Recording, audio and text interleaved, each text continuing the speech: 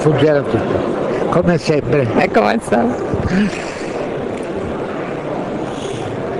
Sono in compagnia dell'ex presidente della fiera Raffaele Garzia, dal 1990 presidente della fiera, questo è il primo anno, però affezionatissimo ritorna in fiera.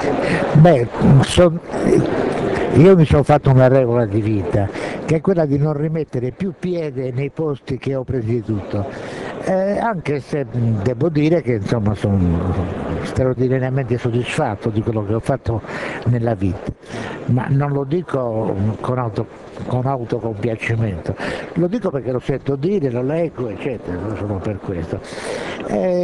Qui sono stato 10 anni.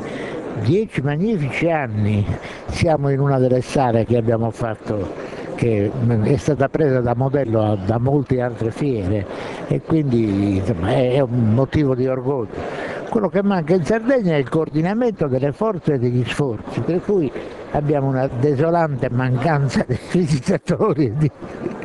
Qual è la ricetta per far rifiorire l'economia della Sardegna e quindi mettere la fiera comunque in primo piano?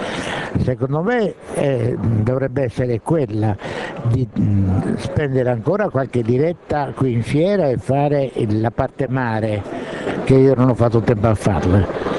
E poi dovrebbe essere quella di fare meno spese vacue e più spese produttive. Mirate. E produttive invece. Grazie Presidente. Prego, grazie a lei.